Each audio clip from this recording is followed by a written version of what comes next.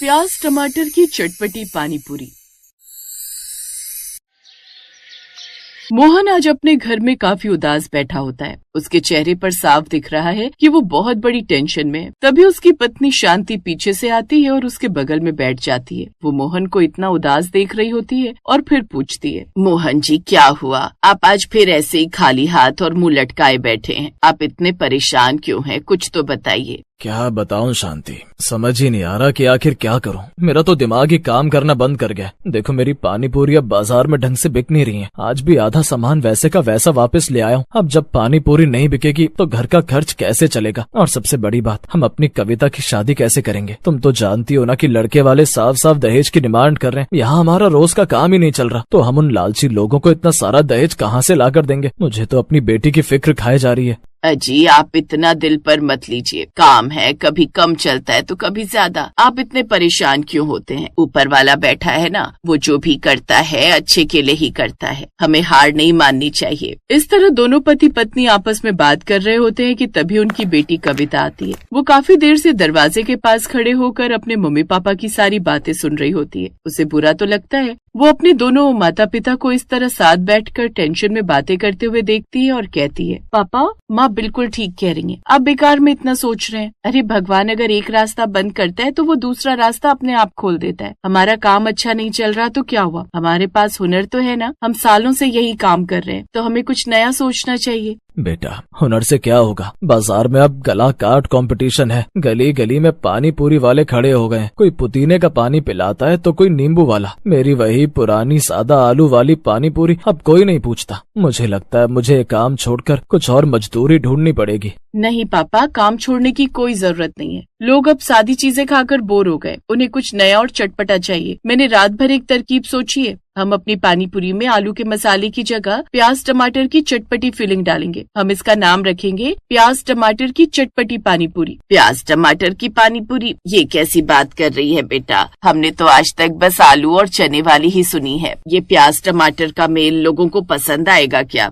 माँ यही तो बात है। हम इसे बिल्कुल अलग तरीके से बनाएंगे। हम प्याज को एकदम बारीक काटेंगे, उसमें रसीले टमाटर मिलाएंगे, थोड़ा अदरक मिर्च का पेस्ट और ऊपर से मेरा बनाया हुआ एक खास मसाला डालेंगे। जब लोग इस खट्टे मीठे पानी के साथ इसे खाएंगे ना, तो उन्हें जो स्वाद आएगा वो उन्होंने पहले कभी नहीं चखा होगा। आप बस मुझ पर भरोसा रखो। मोहन को कविता की बातों में थोड़ी उम्मीद नजर आती है। उसे लगता है कि शायद ये तरीका काम कर जाए। अगले दिन सुबह सुबह शांति और कविता मिलकर रसोई में तैयारी शुरू कर देती हैं। कविता खुद खड़ा मसाला भूनकर उसे पीसती है और प्याज टमाटर का एक जबरदस्त मिश्रण तैयार करती है। दोपहर होते ही मोहन अपना ठेला लेकर बाजार के उसी चौराहे पर जाता है जहाँ उसकी दुकान पहले फीकी पड़ गई थी। आओ भाई आओ, शहर की सबसे अनोखी पानी पूरी खाओ। प्याज टमाटर वाली चटपटी पानी पूरी। एक बार खाओगे तो उंगलियां चाटते रह जाओगे। आओ आओ। मोहन की आवाज और नया बोर्ड देखकर लोग रुकने लगते हैं। तभी कॉलेज से लौट रहे कुछ लड़कों का झुंड वहाँ आता है। उनमें से एक राहुल नाम का लड़का कहता है, अरे अंकल ये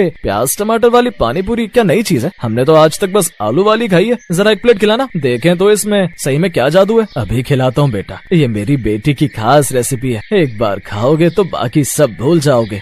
मोहन फुल्की फोड़ता है, उसमें कविता का बनाया हुआ प्याज टमाटर का चटपटा मसाला भरता है और तीखे पानी में डुबोकर राहुल को देता है। राहुल जैसे ही एक पूरी मुंह में डालता है, उसका चेहरा एकदम से चमक जाता है और वो खुशी के मारे कहता है, ओ तेरे की अंकल ये तो गजब है। प्याज का वो क्रंच और टमाटर का खट्टापन, भाई साहब मजा आ गया। तुम लोग भी चखो यार, ऐसी चीज पहले कभी नहीं खाई। देखते ही देखते मोहन के ठेले पर लड़कों की भीड़ लग जाती है। जो लोग पहले दूसरी दुकानों पर जाते थे वो अब मोहन के पास आने लगते हैं और ये खबर आग की तरह पूरे बाजार में फैल जाती है कि मोहन अंकल कुछ बहुत ही जबरदस्त बेच रहे हैं। शाम होते होते मोहन का सारा सामान खत्म हो जाता है। वो खुशी खुशी घर आता है। शांति कविता देखो आज कितनी तगड़ी कमाई हुई है। आज तो मुझे सांस लेने की भी फुर्सत नहीं मिली। कविता बेटा तेरी तरकीब तो बिल्कुल निशाने पर लगी है। लोग लाइन लगाकर खड़े होकर खा रहे थे। देखा मोहन जी, मैंने कहा था ना, भगवान कोई ना कोई रास्ता जरूर निकालता है। अब धीरे धीरे हमारे पास पैसे जुड़ जाएंगे। पापा ये तो बस शुरुआत है, अभी हमें इसे और बेहतर बनाना है। कल से हम इसके साथ एक छोटी सी कटोरी में प्याज टमाटर का सलाद भी मुफ्त देंगे। इससे लोग और ज्यादा खींचे चले। कविता की ऐसी बातें सुनकर अब सभी लोग बहुत खुश हो जाते हैं और अगले कुछ हफ्तों में मोहन की दुकान पूरे इलाके में टॉप पर पहुंच जाती है। अब मोहन को अपनी बेटी की शादी के लिए पैसे जोड़ने की उतनी टेंशन नहीं होती, लेकिन बाजार में जब कोई तरक्की करता है तो जलने वाले भी आ जाते हैं। पास की गली में एक दूसरा पानीपुरी वाला, जिसका नाम लल्लू था, वो मोहन की कामयाबी देखकर जलने लगता है और वो एक दिन अपने कुछ दोस्तों के साथ मोहन के ठेले पर आता है और उससे कहता है, क्या मोहन भाई, क्या जादू कर दिया है? ये प्याज टमाटर डालकर लोगों को बेवकूफ बना रहे हो क्या? पानी पूरी तो आलू से ही बनती है। ये सब नौटंकी बंद करो। भाई मैं किसी को बेवकूफ नहीं बना रहा, लोग अपनी मर्जी से आ रहे हैं और उन्हें स्वाद पसंद आ रहा है। तुम भी अपना काम करो, मैं अपना कर रहा हूँ। देख लेना, ये तुम्हारा नाटक ज्यादा दिन नहीं चलेगा, लोग वापस मेरे पास आएंगे। लल्लू वहाँ से गुस्से में चला जाता है और मोहन थोड़ा डर जाता है। समय यूं ही गुजरता है और अब मोहन के पानीपुरी और अच्छे से बिकने लगते हैं। कुछ दिनों बाद शहर का एक बड़ा बिजनेसमैन, जिसका नाम सेठ जग्गू था, वो अपनी बड़ी कार से वहाँ से गुजर रहा होता है। तभी वो भीड़ देखकर अपनी गाड़ी रोकता है। अरे भाई, यहाँ इतनी भीड़ क्यों है? तुम क्या बेच रहे हो ऐसा? साहब, ये प्याज टमाटर वाली चटपटी पानी पूरी है, आप भी एक बार चक्कर देखिए। अच्छा, अगर ऐसी बात है तो लगा दो भाई। जग्गू की बात सुनकर अब मोहन उसके लिए टमाटर प्याज वाले पानीपुरी लगाता है, जिसके बाद जग्गू पानीपुरी खाते हैं और उन्हें स्वाद इतना पसंद आता है कि वो वहीं खड़े खड़े मोहन को एक बड़ा ऑफर दे देते हैं। मोहन, तुम्हारे हुनर इस छोटे से ठेले के लिए नहीं है। मेरी शहर में सबसे बड़े मॉल में खाली जगह है, क्या तुम वहाँ अपनी दुकान खोलना चाहोगे? मैं तुम्हें सारा सेटअप करके दूंगा, बस तुम्हें स्वाद वहाँ पहुँचाना है। साहब, मैं तो गरीब आदमी हूँ, मॉल में दुकान ये तो मैंने कभी सपने में भी नहीं सोचा था। सपना नहीं, अब इसे हकीकत बनाओ भाई, कल मेरे ऑफिस आ जाना। जग्गू की बातें सुनकर मोहन बहुत खुश हो जाता है, क्योंकि उसकी तो जैसे लॉटरी लग जाती है और वो घर आकर सारी बात बताता है, जिसके बाद वो मॉल में दुकान लगाने के लिए राजी हो जाता है। अगले कुछ दिन बाद जब मॉल में मोहन की दुकान खुलती है तो दुकान खुलते ही उसकी कमाई 4 गुना बढ़ जाती है। समय यूं ही गुजरता है और अब वो अपनी बेटी कविता के लिए शहर का सबसे अच्छा रिश्ता ढूंढने लगता है। तभी एक दिन एक बहुत बड़े घर से रिश्ता आता है। लड़का बैंक में काम कर रहा होता है। जब वो लोग कविता को देखने घर आते हैं तो मोहन थोड़ा हिचकिचाता है।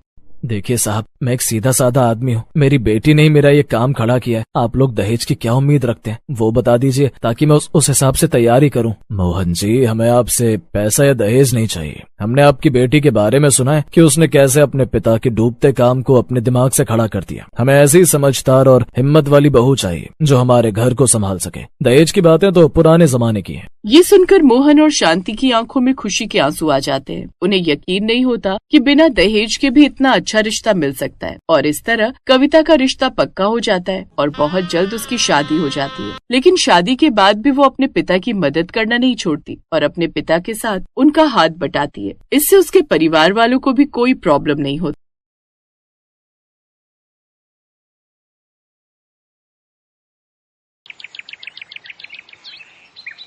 शहर के भीड़ भाड़ वाली बाजार में एक छोटी सी ठेली थी, जहां हर शाम एक महिला पानी पूरी बेचने आती थी। उसका नाम था सीमा। उसकी ठेली की खास बात ये थी कि वो 5 अलग अलग तरह के पानी पूरी बेचती थी। उसकी पानी पूरी की खुशबू पूरे बाजार में फैल जाती और दूर दूर से लोग उसकी ठेली पर पानी पूरी खाने आते थे। सीमा की पानी पूरी में सबसे बड़ी बात थी उसका स्वाद और मेहनत। हर सुबह वो ताजी चटनी और मसाले तैयार करती। उसके पास 5 तरह का पानी था, खट्टा मीठा पानी, तीखा पानी, पुदीना पानी, लहसुन पानी और आम पन्ना पानी। लोग दूर दूर से उसकी ठेली पर आते और अपनी पसंद का पानी मांगते। सीमा बहुत मेहनती थी। वो दिन भर खूब मेहनत करती थी। उसकी जिंदगी आसान नहीं थी। उसका पति बीमारी के कारण काम नहीं कर पाता था, इसलिए घर की और बच्चों की पूरी जिम्मेदारी अकेले सीमा ही संभालती थी। सीमा जिस जगह पर अपनी पानीपुरी का ठेला लगाती थी, उसके सामने एक बड़ी किराने की दुकान थी, जिसे रमेश नाम का एक बदमाश आदमी चलाता था। रमेश सुमन से बहुत चिढ़ता था और अक्सर ही उसे किसी न किसी बहाने बुरा भला बोलता रहता था। इसका सबसे बड़ा कारण था सुमन की ठेली पर ग्राहकों की भीड़ लगना। ओ सुमन, मैंने तुझे कितनी बार बोला कि मेरी दुकान के पास से अपने ग्राहकों के साइकिल स्कूटर खड़े मत होने दिया कर। किसी दिन तेरी शिकायत पुलिस को कर दी तो तू ठेली लगाने लायक नहीं रह जाएगी। भैया जी, वो सफेद स्कूटी आपकी है, जरा हटा लो। ये दुकानदार ऐसे ही है, बेकार में बात बढ़ा देगा। अरे भाई, इतना भड़क क्यों रहे हो? 2 मिनट खड़ी तो की है। ये बड़ी अच्छी बात हुई। पानी पूरी तुम उसके ठेले पर खाओ और अपनी स्कूटी यहाँ मेरी दुकान के आगे रखो। हाँ, अरे हटाओ अपनी स्कूटी भाई, यहाँ से मुझे दुकान में जाने का रास्ता बनाना है। रमेश को अक्सर ऐसी ही सीमा से जलन होती थी, क्योंकि उसकी दुकान पर जितनी भीड़ नहीं जुटती थी, उससे ज्यादा लोग सीमा की ठेली पर 5 तरह की पानीपुरी खाने के लिए जमा रहते थे। रमेश की साली कविता गांव से शहर आई हुई थी। कविता की आदत थी कि जहां भी फायदा नजर आए वो तुरंत उसमें कूद पड़ती। एक दिन वो अपनी बहन के साथ घूमते हुए रमेश की दुकान पर आई। क्या बात है जीजा जी, इतना गुस्साए हुए क्यों हो? अरे कविता, सुधा, तुम दोनों आज दुकान पर? कुछ नहीं, बस ऐसे ही। सुधा का मन हो रहा था बाजार घूमने का, तो बस सोचा दुकान पर भी आ जाए। चलो ना दीदी, वो सामने ठेले से पानीपुरी खाते। उस ठेले पर 5 तरह की पानीपुरी है। कोई जरूरत नहीं है उसके ठेले से कुछ खाने की। सामने दुकान से समोसे ला देता हूँ, वो खा लो। पर आप उस ठेले से पानीपुरी क्यों नहीं खाने दे रहे जीजा जी? आखिर ऐसी क्या बात है? क्या उसके पानीपुरी खराब होते हैं? नहीं, बस ऐसे ही। मुझे उसके ठेले पर बढ़ती हुई भीड़ पसंद नहीं है। उसके ठेले की वजह से मेरी दुकान के बाहर भी जगह नहीं बचती। इसी वजह से मैं उससे बात करना पसंद नहीं करता। बेकार से पानीपुरी खिलाकर इतने पैसे कमा रही है ये। वैसे जीजा जी, ये पानीपुरी का धंधा बढ़िया बहुत है। अच्छे खासे पैसे कमा लेती हो कि ये पानीपुरी वाली। और क्या, मैं तो इनको भी कई बार कहती हूँ कि तुम भी इसी तरह का कोई काम खोल लो। पता नहीं है दुकान पर बैठते हैं, यहाँ तो कोई कमाई ही नहीं होती। इससे ज्यादा तो वो सुमन पानीपुरी वाली कमा रही है। अरे तो मेरे कोई 10 हाथ और 10 पैर तो नहीं है जो मैं एक साथ इतना काम संभाल सकूं। तुझे घर के कामों से फुर्सत नहीं है। इन सब कामों के लिए एक आदमी की जरूरत होती है जो सारा दिन ड्यूटी दे। जीजा जी, अगर मैं पानीपुरी का ठेला लगा लूं, इतना तो कह सकती हूँ कि भीड़ तो मैं ऐसे ही ले आऊंगी। ये 5 तरह की पानीपुरी का ठेला जो लगा रही है, मैं इससे बढ़िया पानीपुरी तैयार कर दूंगी। पर पैसा तुम्हें लगाना होगा जीजा जी। हाँ हाँ, क्यों नहीं, मैं तो पैसा लगा सकता हूँ। और मेरे तो दिल को ठंडक भी मिलेगी जब कोई इसको टक्कर देने वाला आएगा। मैं कल ही तुझे पानीपुरी का ठेला लगवा देता हूँ। पर तुझे पानीपुरी बनानी आती है ना? हाँ हाँ जीजा जी, बहुत बढ़िया पानीपुरी बनानी आती है। मैं गाँव में कभी कभी घर पर बना लिया करती थी। सब उंगलियां चाटते रह जाते थे। कविता की बात सुनकर रमेश के मन में लालच आ जाता है। उसके मन में तो वैसे भी सुमन के लिए ईर्ष्या थी।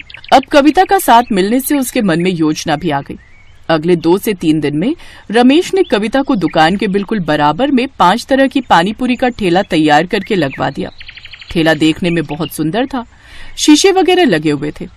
ठेला लोगों को अपनी ओर आकर्षित कर रहा था, क्योंकि ठेला देखने में सुंदर होने के साथ साथ पानीपुरी के रेट भी बहुत कम थे। और कविता लोगों को आवाज लगाकर सस्ते पानीपुरी के लिए लालच दे रही थी। 10 रुपए में 5 तरह के स्वाद वाली पानीपुरी, इतनी सस्ती कभी नहीं खाई होगी। आइए आइए, 10 रुपए में 5 तरह की पानीपुरी खाइए। आज ग्राहक क्यों नहीं आ रहे? अरे, ये सामने पानीपुरी का ठेला किसका है? रमेश ने अपनी साली को मेरे जैसा ही पानीपुरी का ठेला क्यों लगा कर दिया? किसी और चीज का भी तो लगा सकता था। कहीं न कहीं इसकी वजह से मेरे ग्राहक बहुत कम हो गए। अब रमेश की साली कविता की बिक्री बढ़ गई और सुमन की बिक्री पर असर आ गया। पता नहीं कविता की पानीपुरी में वो स्वाद भी नहीं था जो सुमन की पानीपुरी में था। फिर भी लोग कविता के ठेले से ही पानीपुरी खाते थे।